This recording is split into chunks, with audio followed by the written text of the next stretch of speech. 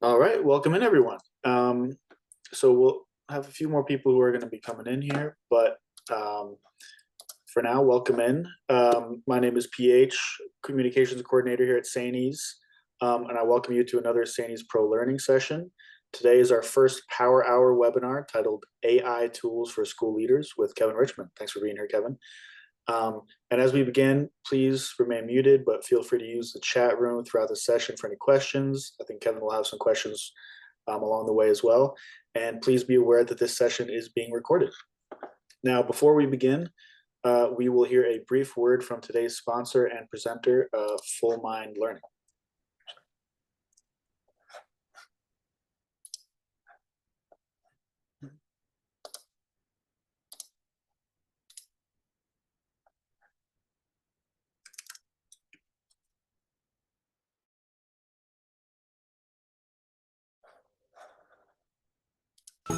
Every child deserves access to a quality education, but achieving this is more easily said than done. Remote locations, overcrowding, limited resources, the obstacles can feel insurmountable. That's where FullMind comes in. FullMind is a virtual education solution, live streaming state-certified teachers to schools across the country. With almost 2,000 educators in all 50 states on the FullMind platform, with an average of 5 years of experience, FullMind helps schools by matching teachers to open positions, integrating them into any learning environment as soon as there is the need. All school districts are unique. FullMind customizes its approach, whether it's via full-time virtual staffing, small group learning, or one-on-one instruction, so that every student has the opportunity to learn and grow.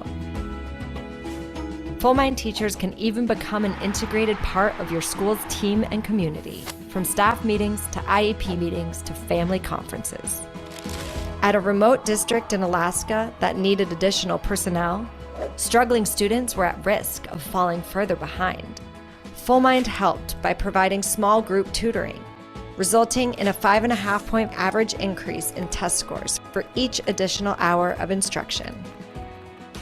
When a Buffalo public school needed extra help to support in-classroom learning, FullMind was utilized for high-dosage tutoring, closing academic gaps.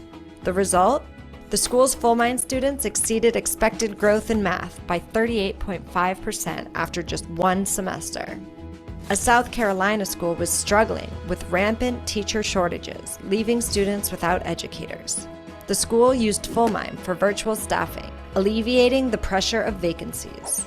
The school's FullMind students were 20% more likely to receive a C or above compared to non-FullMind students. If there is a gap in a school's service offerings, FullMind can help close it, resulting in better served schools and happier students across the country. That's something all educators can get behind. Every child deserves a quality education. FullMind is here to ensure every child has access to one. All right, great. Thank you to FullMind. And now I will pass it over to Karen Bronson, SAANY's Director of Professional Learning.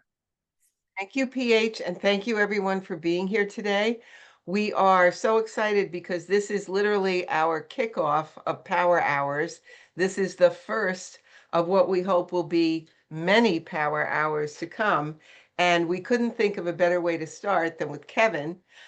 Before we get started today, I just want to let you know that Power Hours are going to happen frequently.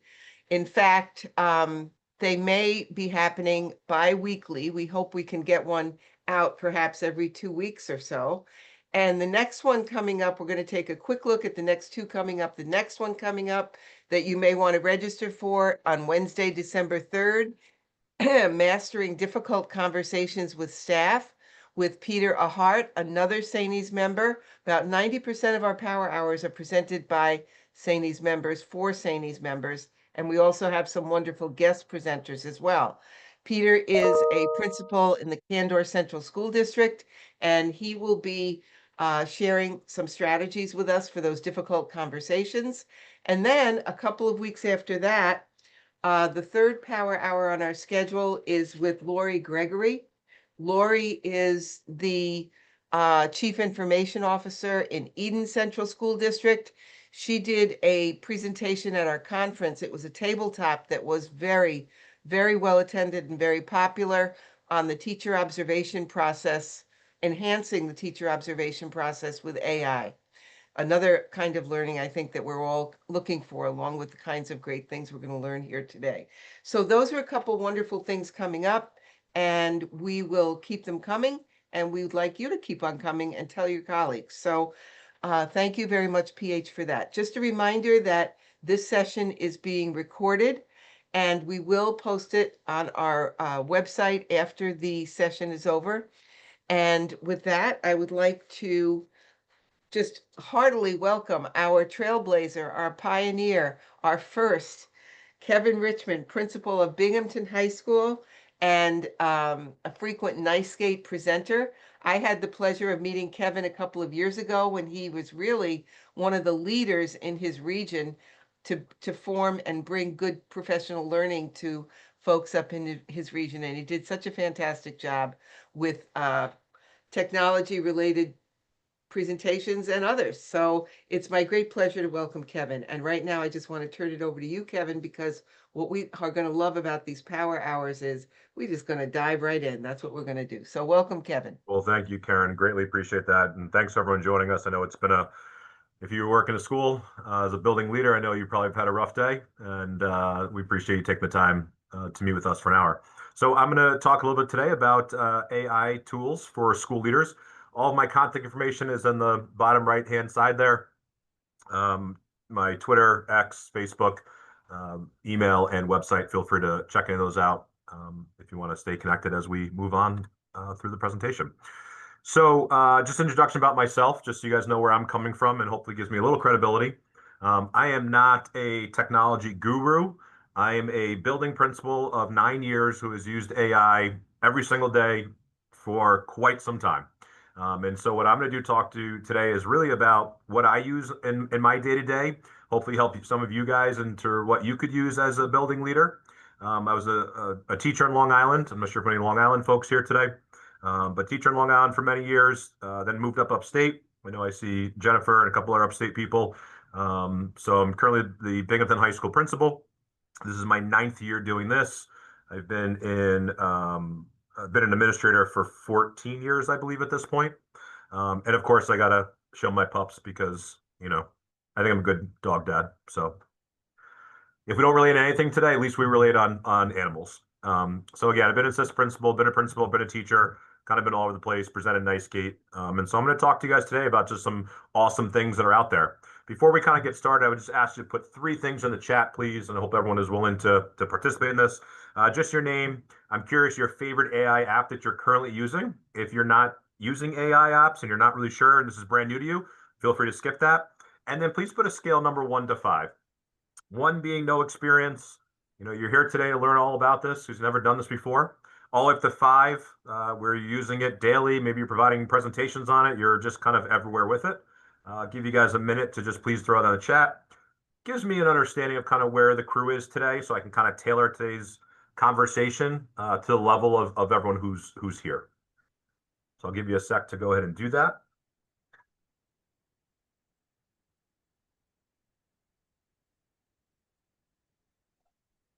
Great, thank you, thank you, thank you. So we definitely have some 5s in here. So at any time in the presentation, if you guys have something to add, please unmute yourself and jump in. Like I said, I don't, although Karen referred to me as somewhat of an expert, I think I'm just a building leader who just really enjoys this stuff and likes to share my knowledge. Most of you are probably 1s, 2s, and 3s, which is perfect. This will be a great opportunity for you to learn some of the basics when it comes to AI and being a school leader. So thank you for all the people that put that in. Welcome, everybody. Excited to have you here. A lot of ChatGPT, and we'll talk a little bit about that as we move into the presentation. So I have 4 objectives for today. 1, kind of understand the role of AI in modern school leadership, but really how we use AI in schools. I'm going to focus mainly on what we would do as building leaders. However, there'll be some crossover with what teachers may be doing and how you can help teachers in this endeavor of AI. And at one point, I will talk a little bit about what our building is doing with students and using AI.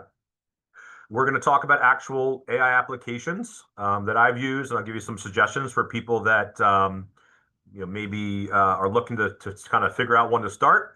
And then we also going to talk about applications that for you level 5 people that maybe haven't heard of. And again, that's gonna be a great opportunity for you guys to teach me. I'm hoping to learn a lot from you today as well as share some of my knowledge. We're going to talk a little about building confidence using AI and then effectively using prompts. For those of you that are not using prompts, and if you have no idea what I'm talking about, then just bear with me. For those of you that are more experienced, I cannot stress how important using prompts are and understanding that process, and we'll get into that in a little bit. So my first question for you today, and either would love to have you unmute and have a conversation, or feel free to put it in the chat. My overall quote that I think kind of highlights really how I feel about education with AI. AI won't replace educators, but educators who use AI will replace those that don't.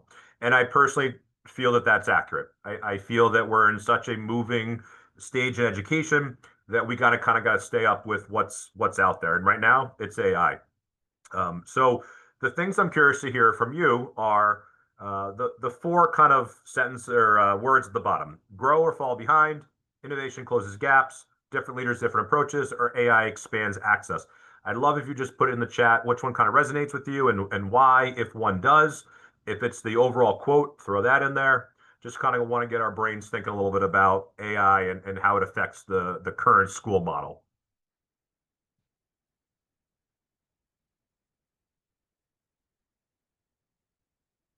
Thank you, Heidi. Thank you, Lori. Appreciate it.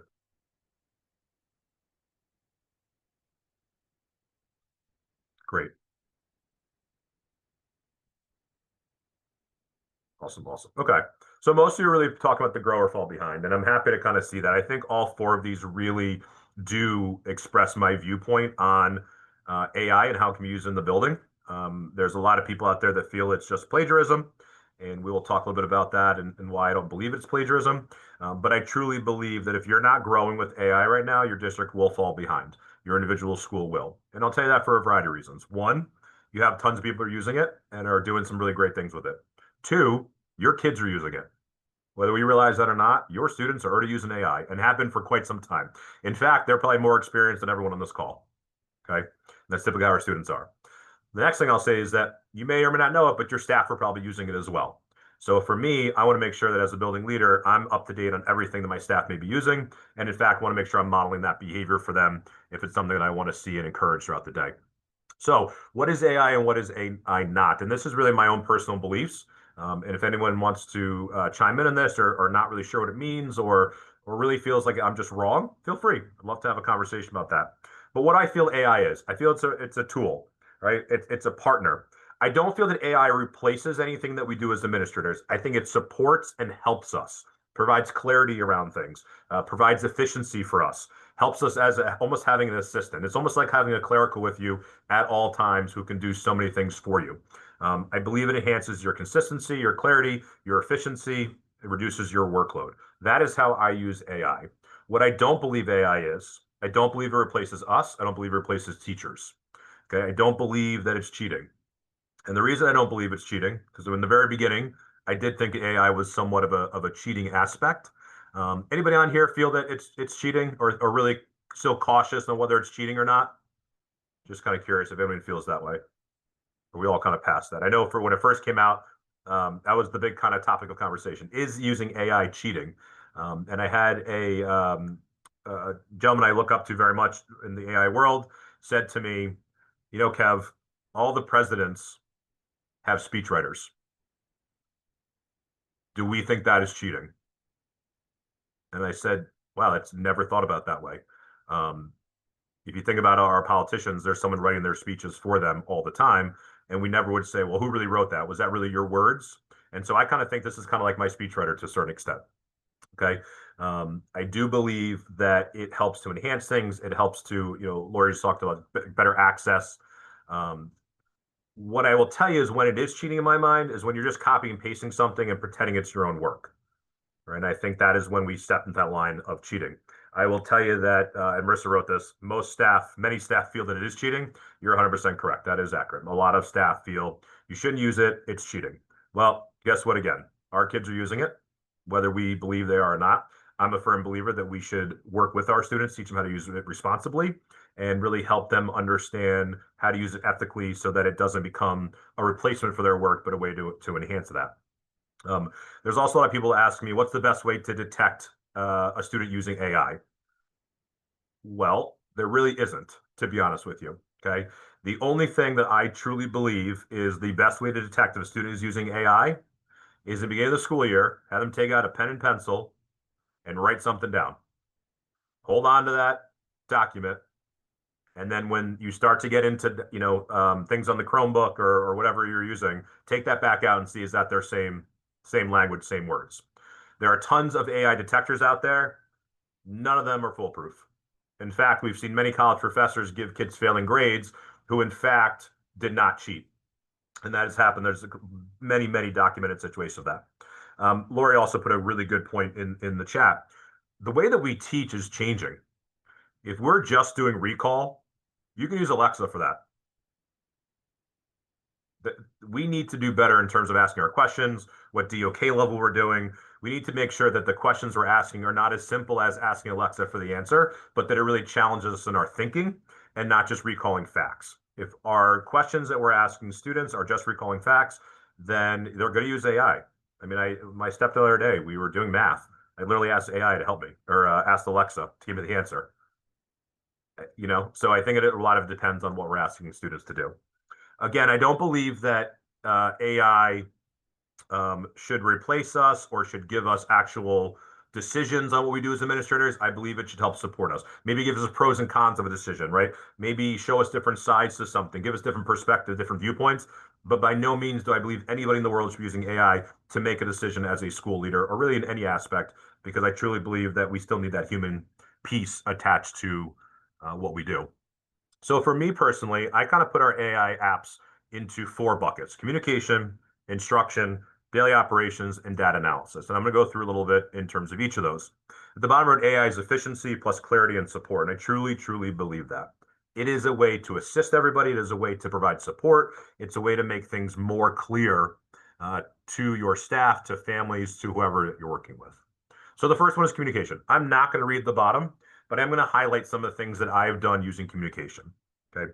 I will tell you, drafting emails for families is one of the biggest time savers that I've ever found. If you're a building leader, you're constantly communicating with families, communicating with staff.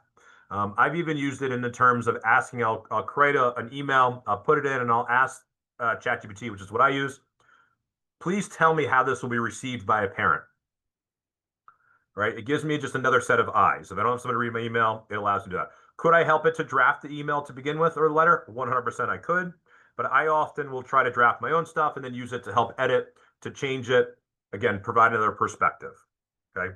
Social media posts, talking points. There's so many things in here that it could be used for. And I just used a handful of things that I've actually done. But the list goes on and on of what you could use it for. Another one I use it constantly for is speeches. That whole speech writing concept with politicians really has stuck with me. So what I do is when I'm preparing a speech, I usually have AI either write an outline for me, or I'll take a previous speech and have it, adapted or add some new information to it. You're only as good as what you put into it.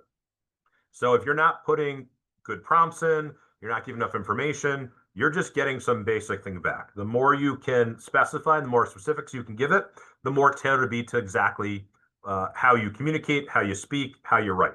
You actually can train it. If you haven't done that, for those of you that are a little more advanced, you can upload some of your previous documents and ask it to analyze and to learn your types of writing styles, communication styles, whatever it may be, so that when it creates something for you down the road, it understands the way that you speak and talk and communicate. So for those of you who have not done that, I highly recommend, if you're at that level, start to teach AI, use one specific app to help it learn exactly how you communicate, so everything really sounds more like something that you would say. The next one is instruction. Okay. I cannot tell you the countless or endless possibilities that AI can use when it comes to instruction. And we're going to talk a little bit down the road towards the end of the presentation about Ed Law 2D and what's considered compliant and making sure we're not doing something that might jeopardize personal information for a student or compromise a district's security. But when it comes to instruction, exit tickets, lesson planning, rubrics. I had a new teacher last year who kind of came to me, and you could see the anxiety in the new teacher. And it's like, what do I do the first day of school? I'm so excited. I'm so excited to be here. But what do I do? I don't even know where to begin. And so I literally went to magic school, and we typed out, or very quickly created a unit plan right on the spot, a 5-day unit plan regarding the topic that they did. From there in magic school, we then turned it into daily lesson plans. And I gave it back to her, and that took maybe 5 minutes total, maybe less than that. And I said, here's the place to start. 5 minutes ago, we had absolutely nothing. Now you have a place that you can start, and now you can adapt it, you can change it. Don't just, use it word for word, make sure you read through it. But again, it allows us to have a place to start. Learning objectives, learning targets, it allows it to make sure that we're really aligned to our standards, and it just really, really, really helps the teacher break things down when we're really not sure always how to do that. How do we reteach that strategy for that student, right? AI can help that. How do we provide an extension activity? AI can help with that. You name it. If there's something instructionally you think that kids need, I guarantee you AI can help you with that. Daily operations. As school leaders, building leaders, we all know there's so many things that we have to do that don't even involve the classroom, right? And in fact, I'm sure many of us struggle to even get in the classroom because we're bogged down with everything else in the world that hits us, even though that's our goal, is to be in every classroom all the time. However, being realistic into what we have to do as school leaders, there's often many things that we have to just do to keep our building up and running. And that could be anything from creating duty schedules to walkthrough templates, which kind of goes back to the instructional aspect. But timelines, checklists, memos, again, you name it, you can create it. One thing that we've done in our building, surveys are real big for us, getting feedback from staff, from kids, having surveys, having it write surveys and get that out. Any policies that I need to explain, new board policies that come out, new SED policies that come out, you can put it in ChatGPT or whatever platform you use, have it simplify it, and have it spit it back out. So then you're able to really explain things to your staff on a level, or to families or to whoever. I know when Holkel's cell phone stuff came out, a lot of it was very wordy and people weren't really sure exactly what it meant. We actually used AI, went through and created more kind of smaller synopsis of some of the laws to really help them through. I am talking specifically about ChatGPT. It happens to be the one that I like. We will get into some other ones that are out there. Notebook, Gemini, Perplexity. There are so many out there. And again, I will say this, as we're going through some of these things that I've used or that I've done, all these things can really be accomplished in most apps that are out there right now. Okay, so again, I use ChatGPT just because I'm most comfortable with. There are some people that hate ChatGPT and swear by Notebook. Some people swear by Gemini. Again, I don't think that one is better than the other, personally, my own personal preference. Some of them do tailor specific things, and that's why they have a certain kind of specialty attached. But I really think it's about how you use the program and what is most comfortable with you. So that's my own personal opinion, that you guys got to use what you feel most comfortable for. The last kind of bucket or category that I believe the AI ops kind of fall into is the data analysis. So as we know, data drives almost everything that we do as school leaders. And often it's daunting. I have about 1,300 students in my building. My building is grades 9 to 12, high poverty area. I'm constantly looking at my data, breaking it down by subgroups, you name it, we're looking at it. AI is a very simplistic way to kind of help you look at trends, to help you look at, a variety of different things. And so, feel free to do that. Jennifer wrote in the chat about making sure that personal information is not being used. So a lot of times what we're doing is we're able to identify, without using a name or a student ID number, we may just have if we're breaking it down by subgroup, might just say the subgroup of the student. We are very careful to make sure that anything I'm putting in there cannot be identifiable by anybody of that student. So a lot of times if I'm putting stuff in, I may just be putting in class 1 and maybe some scores. Okay, it could be certain parts of the town where students may live, or race, gender, and again, removing anything that anybody can look at that and say, oh, that's so and so from that place, right? So you have to be very careful with that. But again, it is easy to do once you kind of got to figure it out at first. But once you figure it out, it is much easier to kind of start using the data analysis pieces to look at that. Another thing I was doing last year is I was using AI to look at my observations and really trying to track what areas we need to improve on as a building, right? So being able to upload some observations in there. Again, depending on how you did the observations, if you're adding names, you got to be careful with that. A lot of times we just use student one or remove the names completely. Or in that aspect, even uploading the rubric and having the rubric kind of be a way to look at scores and not so much names of teachers or names of students, which then allows us to look at trends on what areas we need to improve on as a building. So again, anything you think you need to do by hand or that you're struggling with, really, really, you have the ability to use AI. You just got to be super cautious with it. Okay, so people are just writing stuff about, about personal information and a variety of things when it comes to just not using identifiable information. We would talk about Ed Law 2D. If you're not familiar with that, you definitely need to be as you kind of start your AI journey, or if you're already on it, it will kind of help you, make sure you guide into that. So I want to pause here for a second, and I'm curious from everyone in the group if there are things that you're currently using AI for. I'd love to have it throw in the chat. I'm kind of curious how you're currently using it in your role. So if you want to throw in the chat things that you're using it for, things you find the most helpful with, just so we can kind of start some dialogue here on how we're currently using it, or maybe something you think you'd want to use it for as you kind of move through the rest of the school year.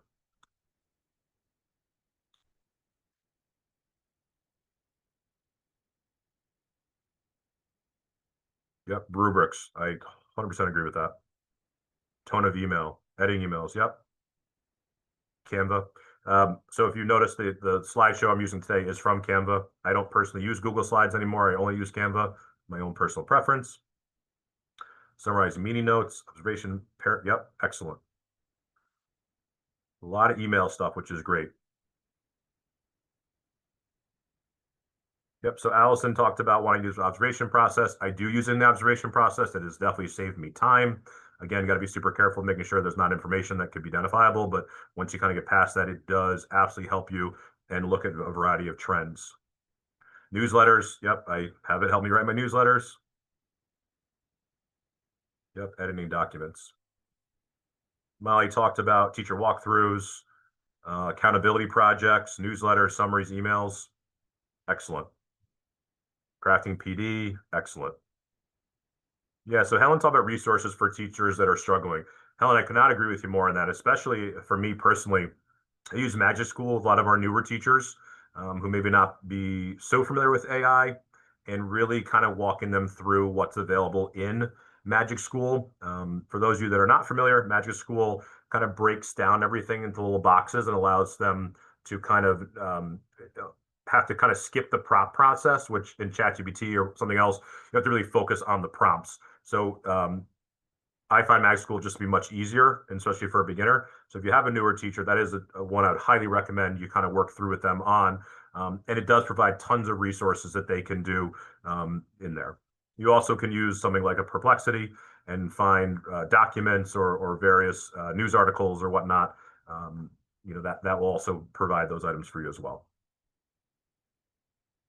Excellent. Awesome. Great stuff. So a lot of you guys are doing a lot of really, really great stuff. Okay. A lot of you wrote a lot of stuff about emails, and email is great. That's how I started. My only piece of advice is that start expanding. There's so much more out there that AI can be used for, not just in emails, but yes, that is 100% a place that I started with when I first started my journey. So what I want to talk about next is professional learning communities. Most school districts have joined the professional learning community process. Many people are using the solution tree in our area and really have kind of got on board with that. And so I want to specifically talk about that. And this is something that we're doing in our district this year. We've spent, this is our third year really working with AI and piloting AI. We actually are in our third year now with a student-run AI program called SkillStruck. It's very similar to ChatGPT, but it's designed for kids. So we have kids using that in the classroom with staff, finding pretty awesome results from that. One of the other things we're working on this year is how to really increase and strengthen our professional learning communities. So we are off the ground with professional learning communities. We've been doing it for a couple of years. but we just find that we need to tighten some things up, get a little better. And we're finding, as all of you, I'm sure, time is an issue, right? Trying to find time to do all these things is really what it comes down to. So I wanted to break down the 4 questions of of professional learning communities and how we are using AI in our building, specifically with our staff.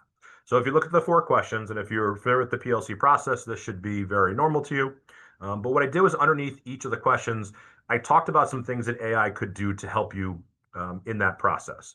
For us right now, we're focused really, really strongly on our learning targets and making sure that those are really buttoned up well.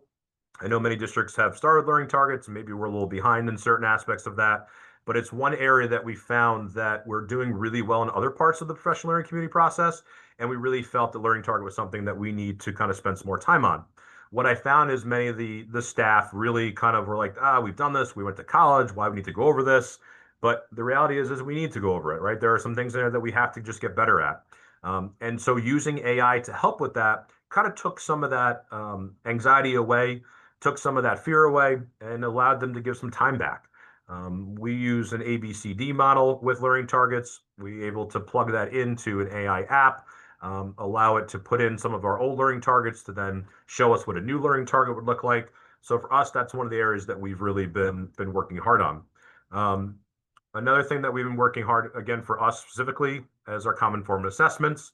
While we're not using AI to completely create our common formative assessments, we are finding that often we need a tool to just kind of help us through what kind of questions should we be asking.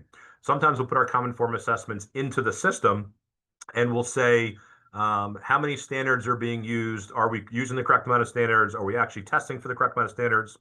One of the things through the PLC process is, for those that are involved in it, you know that often, well, the first step is really breaking down the standard.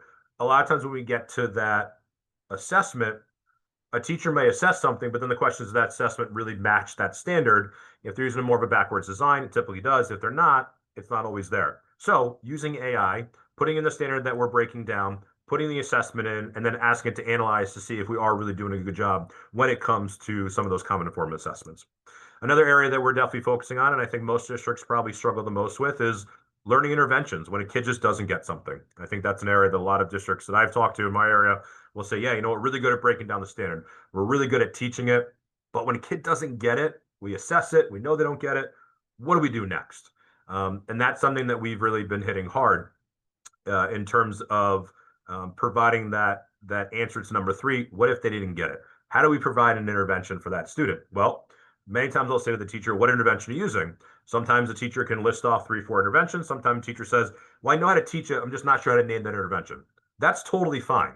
I will give you the names. I will give you a list. You can literally go in and use a prompt and say to ChatGPT or Gemini or Notebook, whatever it is you're using. Brisk is another one that many of my staff use, and say, I have a student who is struggling on this standard and this learning target. Please provide me with 3 or 4 interventions that could be used to enhance this learning. Now, I'm giving you a very basic prompt. I'll go over more extensive prompts in a minute, but something as simple as that. Often what I find with teachers is they'll just say, provide me an intervention. And I'll say, that's a great start. But we got to get to the point where we're providing a little bit more information there so that the AI app can actually tailor that intervention to the learning target, to the student specifically, to whatever the standard is. So the little bit more information we can give them that can really provide some amazing, amazing tools for our staff to use. And again, it's a tool. Is it the best tool? It may or may not be. We have to remember that, right? But it is a tool. If we have nowhere else to kind of start from, it's a thinking point. It's kind of a place for us to go. So what I'm going to do next is I'm going to play a video from Bill. Bill is a solution tree guy. I'm not sure if anyone knows Bill. I've had the pleasure, I don't know him personally. I don't want to pretend like we're best friends here, but I've had the pleasure of meeting him a couple times and sitting on some of his sessions. He does these 2-minute team tips, which I often will share with the staff. I think they're great. And this one happens to be about AI and professional learning communities. You know, one of the most interesting conversations that I've been having with a lot of my colleagues lately is the role that AI should play in the work of collaborative teams. I have peers that are cautious about AI, thinking that when we encourage collaborative teams to use AI to create a work product, assessment, unpacking a standard, efficiency scale, that we're stealing a learning opportunity away from teams and teachers. that they grow by creating that product on their own. And I completely agree, right? It's an important thing for us to remember that learning opportunities for teachers are a part of what we do in a PLC. Here's my pushback though. I'm not sure that on many teams, we actually get to the point where we do any thinking about the work products that we make. Oftentimes teams are so busy just making the work product that they don't actually have the time to think deeply about the product that was created. And for me, that's the beauty of AI. If we can allow AI to generate first drafts of content for us, if it can unpack a standard for us right away in an instant, if it can write a proficiency scale right away for us in an instant, that gives our team time to sit and wrestle with the product that was created, to see what it means for us and what it means for our students. So AI shouldn't do the thinking for us, but AI certainly can get us to thinking faster. And I think that's worth wrestling with. So just curious in the chat, do you agree with Bill? Think it's an interesting concept? Just kind of curious your own thought process on what he just said about this idea that we spend so much time in education creating a work product that we often don't get to where we're analyzing the data, or we're really talking about whether these items that we're creating are actually good for our kids. So just curious if you drop some in the chat. Thank you, Sadell, on what your thoughts are based on what Bill just said.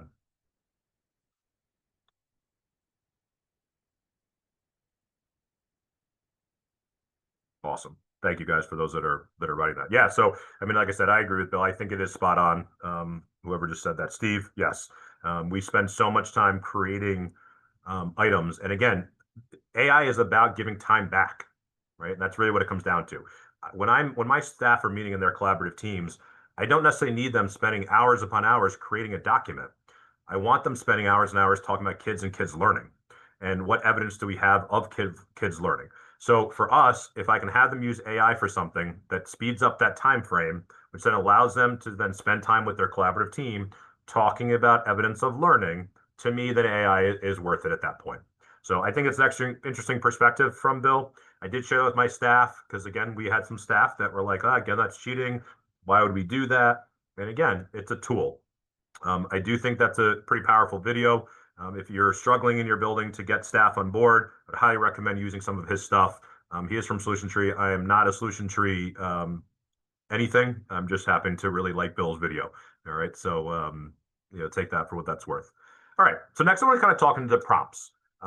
So very curious in the chat, people using prompts, understanding prompts, just kind of where your head is at with prompts. If you could just kind of write something in the chat about do you use prompts? Do you not really understand prompts? Is this new to you? Just kind of want to know how to tailor this kind of part of the conversation. Joseph, that's excellent. We're actually going to talk about that in a second. I think that is one of the best ways to end a prompt to me. Excellent, excellent, excellent, excellent. Okay, so we got some new people. Some people understand it. Okay, so I'm going to kind of start for some of the basics. A prompt is what you're putting in the system to get an output. If you put very little in, you will get very little out. The more you put in, the more specific or the better the answer will be. So if you look at the top right of the screen here, I have 3 prompts that are essentially asking for the exact same thing. Their first one is a lesson plan about multiplying fractions for 5th graders. Now, I actually took this the other day and I put these 3 prompts in and asked ChatGPT to create it. And I would highly recommend, if at some point you really want to see how a prompt works, literally copy and paste these in and kind of see what response you get. So when you do that, so the first one about the fractions, you will get a lesson plan. You absolutely get a lesson plan. When I looked it over, it is very simplistic. It is very, very basic. Okay. As you start to get into better and best, when you get to that end, that is when you start to get a lesson plan that's tailored exactly to what you need for your specific class. So we got to think about, again, if we are talking to the computer, I actually, and somebody wrote this, I think, in chat, I talk to AI like it's a person. Some people think that's crazy that I'm sitting there talking to the computer like, hey, how's it going? I actually ask them how they're doing. I always thank them just in case AI ever takes over the world. I'm pretty sure they're not going to come after me because I'm so nice to them in the chat. Always tell them to have a great day. be well. Sometimes ask how their day is going. It's kind of funny if you have a moment to do that. But anyways, I treat it like a person. So I'm treating it as if I have an assistant there who's helping me with something. I want to assume that it knows absolutely nothing about me or what I'm doing, and I'm going to put as much in as I can to get the most specific answer out. Okay. Some people even put some resources in the chat, and I've actually seen some of Lori's stuff, so I'm sure that's an excellent resource. So again, we're back to this idea of putting more and more in. If you go online and you literally Google, you can literally just Google AI prompts. There are so many posters, ways to do it. Everyone has their own kind of thing, kind of how you kind of create a prompt. I happen to like the one on the bottom left here. I thought it's pretty simplistic, but kind of gives a very basic understanding. So again, the less effective we are, the less words we use. The more effective, the more we put into it. So on the bottom hand left side, it talks about a person, an objective, an audience, context, and boundaries. They're just saying, if you add these things in, you will get a better answer down the road. So act as a helpful tutor who breaks down complex subjects into easy explanations. You easily could just put that as a prompt and end right there. If you end right there, again, you get a very basic response back. However, if you start to add more in, right, the objective, explain the process of photosynthesis. Who's the audience? A 14-year-old student, right? What's the context? Assistant with biology exam. What's our boundaries? Well, it's a 300 words written in a tone that's friendly and educational. So often people don't recognize that last piece about who the audience is, and then ultimately what is our direction? How do I want it done? If you go back up to the top right with the best, it actually talks about formatting your response in a table. So it actually says, this is how I want the response to come back to me. So again, it's all about just putting the most amount of things in. If you look in the bottom left there, we have 3 tips at the bottom. Give clear instructions, provide context. But for me, tip 3, I think, is the best one. And I say that because this. Many times I see, especially people that are new to AI, they put one prompt in and then they just get the answer and stop. Put another prompt in. You can keep prompting the same answer over and over and over again to get the answer you're looking for. So if you find the first answer is not correct or it's not what you want, be more specific. Ask questions. Now, I think it was Joseph that put in the chat, and this is an excellent suggestion, and one I do constantly. At the end of my prompt, or after, when I'm about to hit send, I will write in there, do you have any questions for me about the task I'm asking you to do? When you do that, it's going to ask you some questions. It will say, usually it's like 5 questions, could be 3 to 5, and it will say something like, can you please explain this more to me? What do you mean by this? And what it's doing is, again, I'm interacting with it as if it's a person, trying to get some checks for understanding, some feedback. I'm providing you with some additional information to get the best prompt that I want. So if that's something you guys have not tried, I would highly recommend you do that. Asking it questions. What else do you need from me? Do you understand what I'm asking? Do you have any questions for me? Or instead of saying, do you have any questions? You can say, please ask me 3 to 5 questions on how to better help you answer my question. Anything along those lines will get you a much better prompt, because again, what it's doing is it's providing a back and forth interactive conversation to ultimately produce what you want in the end. So again, if you're not doing that, I highly recommend that you do that. So again, this idea of providing a more explicit prompt, I think, is really what sets a lot of new users from the more experienced users, because it really just makes sure your answers are better. But again, I cannot stress this enough. If you don't like the first response, you don't have to stop there. You can give it 5, 6, 10, 20 more prompts to get exactly what you're looking for. So don't feel that just because it gives you one answer means that's what you have for the day. All right, so Ed Law 2D. What I want to talk about is this. This is a New York state law that requires that districts and individual staff do not release personal information on students. So you can say protect students and staff's personal information.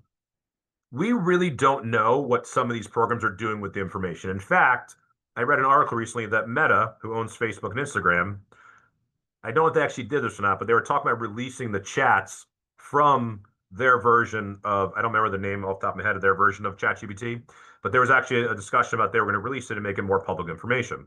It kind of scares me to a certain extent that something we are writing would just be released like that. Again, if you're using it for day-to-day stuff, I don't think it's that big of a deal. I personally use ChatGPT at home. I use it in school. I use it everywhere, any which way in the world. I'm a big gym guy. I use it to check my macros, create a personal workout for me.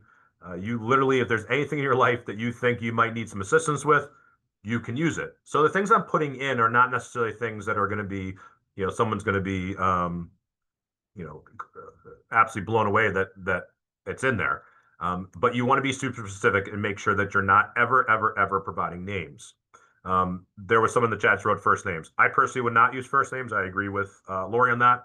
Student 1, student 2, student A, Mrs. A, Mrs. B, that type of thing, I think are personally the way to go. I just think you're better safe than sorry by not doing that stuff, because you just never know where this information is really being kept. Once you put something into any program, I believe it's really theirs at that point. It's their information to keep. And so I'm always cautious of that.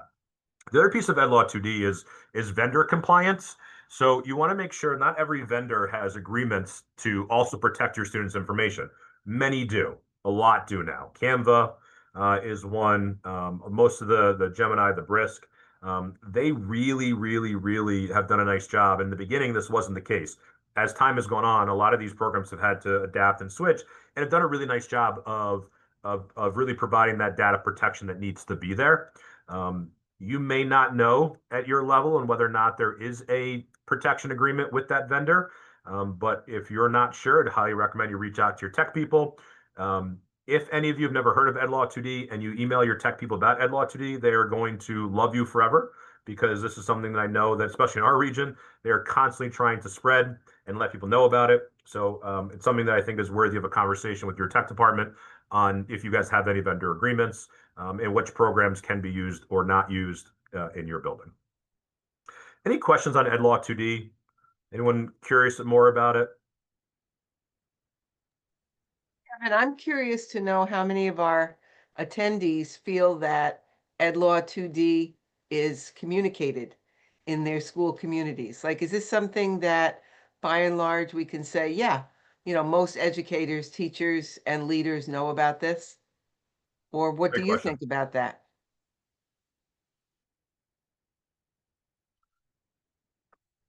Yeah, I mean, Jennifer works in my region, and I can tell you that up here it is something that our Broome County BOCES is really, really big on. I will tell you, in other districts I've worked in, never even heard of it. And I find often, I'm happy to see some people writing yes in here. I know that for many years that wasn't even a conversation. Yeah, So I'm happy to see that people are actually talking about it. interesting. Thank you so much. Yeah, and like I said, if you're not familiar with it, reach out to your tech department, Google it, just get yourself really what you need to know. It's obviously a lot of jargon. Don't share kids' information. Have a vendor agreement. There you go. I just summed up the entire law for you. Okay. So I don't know if anybody in the build, I got a lot of ones and twos, so I'm going to kind of briefly go through this. And this is really just kind of leading AI culture in your building. Like I said, we started our journey really 3 years ago. We went from not using it in the slightest in any sort of capacity to now about half our students in our building are using it throughout the day in a program called Skillstruck. So we've spent many, many years kind of building our program up. I wrote as a piece of advice, just start. I think the absolute best way for this process to work, if you're struggling with getting AI compliance to your building, from teachers using it to anybody, model it, use it yourself, and share it. So that's how we started. 3 years ago, I just started using it every faculty meeting that I had. I would just share one new AI app that I thought was cool, one I was using. That's how we started. For 10 faculty meetings was just 10 different apps, talking about it. And then every faculty meeting, I also gave the staff time to just play. And I always find that that's a big piece too. Not only is it modeling for the staff and showing them what you're using, but giving them time to actually access it. And listen, you have many staff that will just say, nope, not going to use it. Don't agree with it. And that's fine. AI is not a directive. It's not a requirement. It is not an expectation in our building that you have to use it. And I think because we made it that way, most staff are now using it. So that is something that I would highly recommend. Tara, my next slide shows you all the apps that I use, and give me 1 minute, we'll get right to that.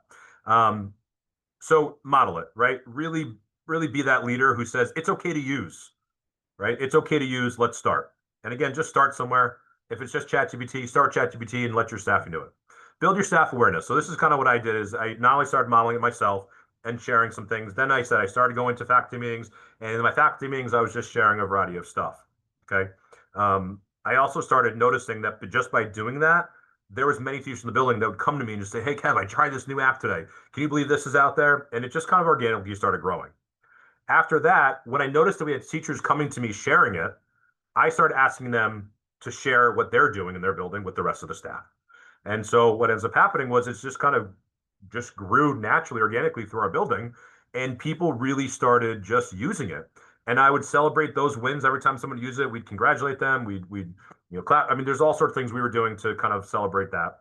And again, having them share with everybody what they're doing. So it wasn't now just coming from me; it was coming from me and now very well respected staff in the building. We then created a committee. I actually called it a task force. I think the name task force is just cooler than committee personally. So we created an AI task force. And what that group was a group of teachers. I had 10 teachers that were just interested in AI. And we met every other week. And every other week, we would just come together and literally just talk about what are some great apps that people are using in their classrooms. And what I did was I made sure that in that committee, we really had a variety of staff from foreign language to English teachers, social studies, phys ed. We had every kind of different group that was represented, and we just started sharing stuff and learning from each other. From there, we then actually had a faculty meeting that teachers could sign up for sessions, and the staff that were part of that committee, that group, were the ones then doing the sessions. So everyone could attend 2 half-an-hour sessions, and it was one of the most well-received faculty meetings that we've had because they really got to pick. We had everything from very basic AI stuff to very high-end stuff to make sure we were, meeting the needs of all of our staff. But that committee is the really ones who did that. I presented as well, but it was great to have staff and not only just staff presenting to colleagues, but they could pick whatever topic they wanted. I didn't limit that. I said it just needs to be an AI app that can be used in the school. So then we started going through that. After that, we really started focusing heavily on creating procedures and policies. If you guys do not have any AI integrity policies, I'd highly recommend that you work with your superintendent or ever who, and ultimately with the Board of Ed, whether it's a regulation, a policy, a procedure. You should have something in your building. As I said before, our kids are using this whether we like it or not. So rather than just ignoring like it's not happening, which I often hear, I feel like hit it head on. So our policy that we've created, our regulation, basically states this. It's a lot of jargon. I did use AI to help create it. At the time I created it, mostly it was just higher education that was using it or using a variety of or had the policies created on integrity. So what I ended up doing was kind of modeling off of some of those and then creating it. And again, what ours says is this, very simplistically. If a staff member, first we encourage the use of AI. If a staff member says it's okay to use it. If a staff member says you can't use it, you can't use it. And if you use it, tell us. That's really it. That's really our policy and a lot more jargon that's in there. But it's just that. We want our kids to use it. We want to teach our kids appropriate use. And so therefore we created a regulation around that. That's super important because often what you find is staff will start saying, well, I want to use it, but how far can we take it? What can and can we not do? So you're almost kind of providing a field guide to a certain extent on kind of saying, this is our belief on AI in our building, in our school district, and this is what we expect people to use it for and not use it for. Our staff also created, in addition to that, they started creating different charts on, what are we using AI for? Is it for the brainstorming phase? Is it for an editing phase? Is it for, we have 6 little things, this little honeycomb chart that every time a staff member is using it, they post up what color and what piece of the chart they're using. So the kids kind of know, hey, we're using it for this today. So we found that was very effective. So again, we're kind of at the point now where, again, we continue to have more and more students using SkillsTruck, more and more teachers that want to have it part of their classroom. And it's pretty awesome to see when you walk in a classroom and you see the kids using AI appropriately. It's a pretty cool thing to see. So a couple people asked what apps we use. All right. And so I'm going to share my favorite apps. And then I'd love for you guys to, you should have shared some before, but feel free to add some others in if you think that, there's one I may have missed up here. This is not an all-inclusive list. I would say every day there's probably hundreds of thousands of AI apps being created, and it's almost impossible to keep up. I happen to really like Ditch the Textbook. If you guys aren't familiar with their stuff, I think they got some pretty good stuff. That website at top is their website. And what it does, if you go to that, I would highly recommend it. It will list all 50 of these apps. It will list what each app does and the pros and cons, the benefits of that app. And it'll also give you a link to the app. Okay, so again, if you're not really sure kind of where to start, what kind of app you want to use, I would recommend you start with that website, read through them, see what you're looking for, and then it has the ability to take that link. So again, this is my personal top 5. Just my personal, what I use. I use ChatGPT. Okay, that's 100% something I use every day, all day. I think I'm up to 5.1, I think is the most recent version. Canva, as you can see, I use Canva for all my presentations. Napkin.ai. I think I learned about Napkin at the NICE conference from somebody else. I definitely learned it from somebody. Napkin is a very cool program that allows you to create diagrams and various pictorials that you can kind of just go in and create. So I know I'm constantly trying to think of like, I'm doing a presentation and I want it to, look like I created a graphic that doesn't look like I just hand sketched something through some basic app. Well, Napkin allows you can put in what you want and it just creates these amazing graphics for you. So I find that I use that quite often and I really like it. Perplexity is another one I use. Now, Perplexity is similar to ChatGPT in that it's an AI app that is a kind of a chat bot. However, the difference, the reason I like Perplexity is Perplexity cites every resource from where it gets anything from. So anytime it provides you with something, it cites that resource or where that information came from. As we all know, or we should know, in theory, ChatGPT and the rest of these are all pulling stuff from whatever sources are out there. We don't always know that all information being pulled is correct. So if you need to use something that has a site base where you really are making sure that source is accurate, my suggestion would be to use Perplexity. So it actually cites it. You get to see where that is coming from. And then Skillstruck, I mentioned, we use that with our students all the time, daily. Again, it's like a ChatGPT concept, but for students. One of the things I really like about Skillstruck is not only does it allow them to really kind of do that same concept that we would using as a chatbot, it also has some protections on it. So obviously there's certain words, there's a firewall they can't use. It alerts us if someone does try to use something that's inappropriate. We are alerted to that. It also allows the teacher to see what the kids are doing. So if any of you guys have like a Go Guardian type system where you can pull up and take a look at what a kid's doing, Skillstruck also has that available in their system. So my staff can see at all times what the kids are doing. My teacher's top 5, this is just from conversations on what my teachers are constantly using. Notebook and Brisk are definitely the 2 that they like the most. Again, I'm not going to sit here and say that one's better than the other. It just happens to be what I know people are using well. Goblin Tools, I think, is a pretty awesome tool. I'm a former special ed teacher. I wish Goblin Tools was something I had when I was a teacher. Basically, what it does is it breaks down tasks for you. So it could be something as simple in a special ed classroom. You're teaching a student how to brush his teeth, all the way up to a student in an AP or IB class where they have to break down the steps to do a project, their capstone, whatever it may be. Question Well, again, very basic, kind of what you said is Question Well. It's a pretty awesome thing to kind of push your questions, push your assessments through. And then Magic Schools. So I said before, Magic School is, to me, one of those very basic, great places to start. They're constantly making changes. It's run by teachers. It's just a great, great program. Again, I'm not a paid spokesperson for any of these people. I just think these are pretty awesome programs. If you look in the chat, we had some other people that wrote some stuff. Lori talked about Wayground, Padlet. Padlet's one we use regularly in the building. Another one, yes, 100%, that is used often. Right. So that is it for me for today. But before and my quote's not going through. Anyways, my quote talks about this idea of innovation. And what it says basically is this idea that we need to innovate and we need to stay relevant. And if we're not doing that, we're going to fall behind. And I think that's kind of been the general message of today that I've tried to share with you guys, my own personal feeling on that. And so I think if you are someone in a district that is not moving forward in the way that I think you should be, I do think at some point other districts and other educators are going to pass by. And not because it's a competition or it's a race to the top, but this idea that our world is changing. We don't even know what jobs we're going to be teaching students for. We don't know what the future is going to hold. We don't know what's going to happen. I mean, AI itself is growing so fast, so quickly, that it's hard to even keep up what we currently have.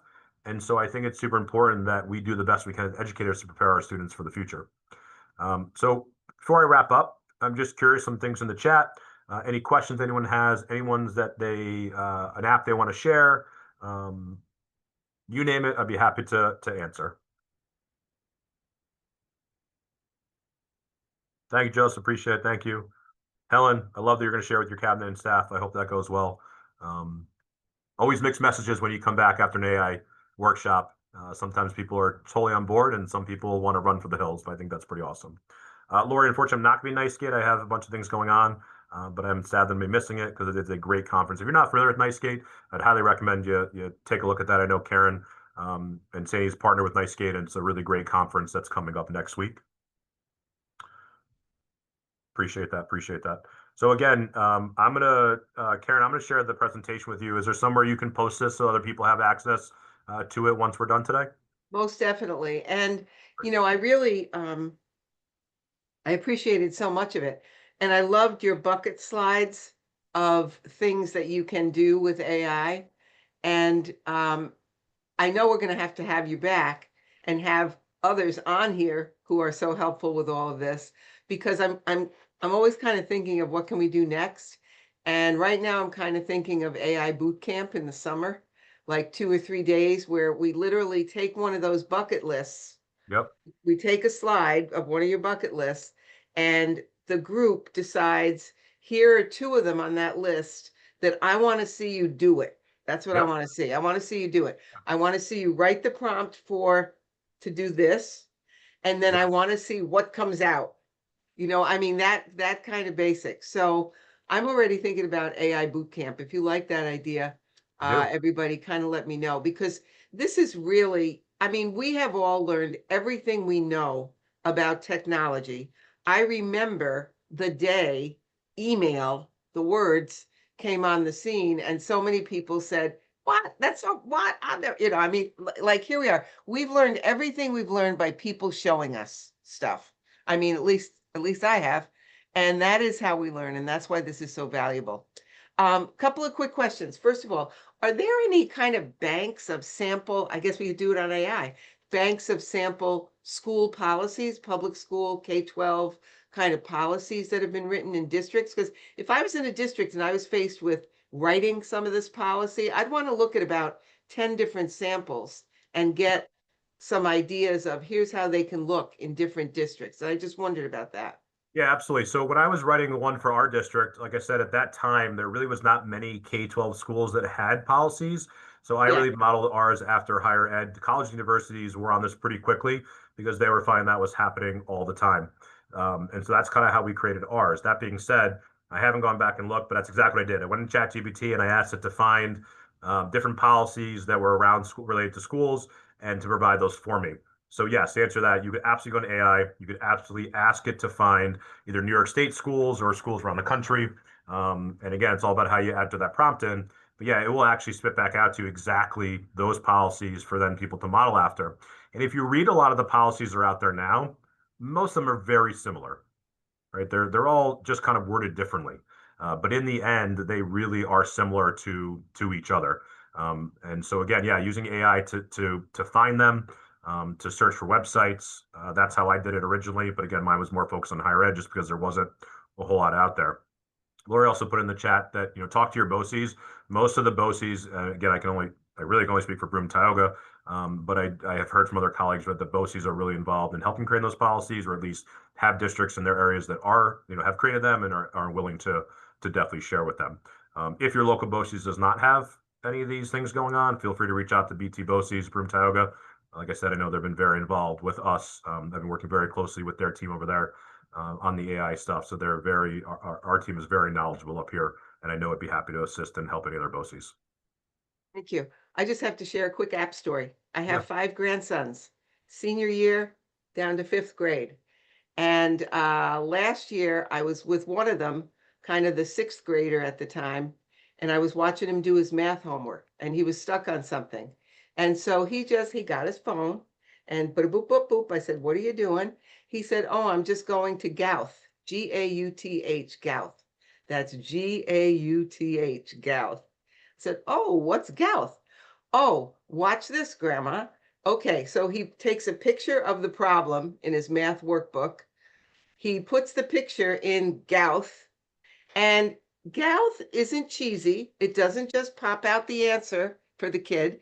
It walks him all through the explanation and the how to do that problem, which if you are a mom or a dad or a grandma or a grandpa trying to help your kid with math, which is to me totally impossible and ridiculous, Yep. sometime you can take a picture from a kid's homework, your grandson's, and put it in Gauth and teach yourself how to do it. And then you can tell him and he'll think you knew all along. So I think that's really cool. So Gauth, that's my contribution. I also want to know if Heidi has put her dinner, her beef stew or her spaghetti and meatballs or whatever in any AI app, because I'm going to be looking for one when I go downstairs to put mine in and have it come out wonderful. But with those thoughts, I think we're liking the idea of AI boot camp. And we have wonderful AI power hours coming up, and we're going to add many, many more with folks on here doing them for us. So stay tuned, look at the website. Kevin, thank you so much after your busy Absolutely. day doing this for us.